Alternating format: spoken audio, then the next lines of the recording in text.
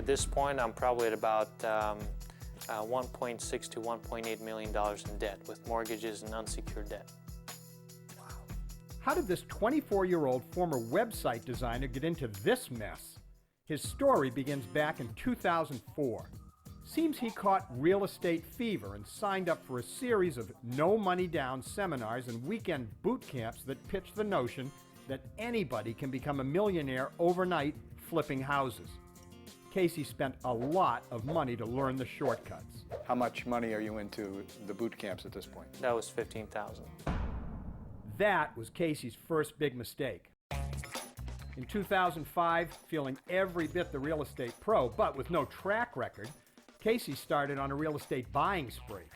On his first house, he actually turned a nice $30,000 profit and right away paid off all his credit cards. And he was convinced he could do it again. Problem was, the red-hot real estate market was cooling off. Altogether, Casey bought 8 houses over 8 months and paid too much for most of them. As any real expert will tell you, that was mistake number 2. All of a sudden, his properties are just sitting there with no immediate hope of turning over. But the bills kept coming in. $15,000 to $20,000 with bills and utilities and mortgage payments was my nut to crack.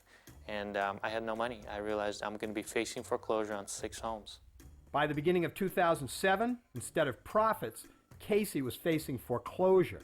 Casey got in late, he got in aggressively, and there's probably going to be no way for him to recover from this. Take a look at this house. It's just one of his many impulse buys. It says final notice. You need this? Even after remodeling the kitchen, Casey couldn't get rid of this house in Sacramento, California. It's really not bad. Maybe shampoo the carpets or replace them, and everything else is good. It's move-in ready, I would say. Yeah. I'm still wondering how a 24-year-old could possibly qualify to buy that much real estate. Who the heck loaned him that kind of money? His answer is that he used stated income loans, also known as liar loans.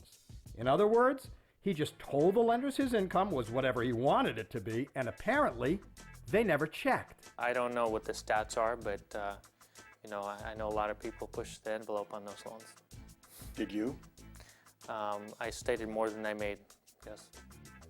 Lying to lenders was mistake number 3, and by far his biggest, because it also happens to be illegal. The possibility exists that you could go to jail. There's always that looming fear out there, but you know what? I choose not to focus on that because what am I going to do? Hide out and live in fear? Casey was determined that some good come out of his bad experience. So he launched a website and a blog in hopes of teaching others how to avoid ending up like him. One of the first things you notice when you're talking to Casey is his resilience and positive attitude. A lot of people with these problems would have already given up. In fact, he started his website to help people that are in this situation or to give them enough knowledge so that they could avoid this predicament altogether. How much money we got in this bookcase here, would you think? Honestly, probably investment. 30, 35,000. Really? Honestly, yeah. eBay. Ever the optimist, Casey refuses to give up on his real estate dreams. But real experts say flipping houses is not for amateurs. The people that do this well, you don't hear them touting what they do. You don't hear them selling a program because they're making substantial amounts of money, doing it well, and not sharing their secrets.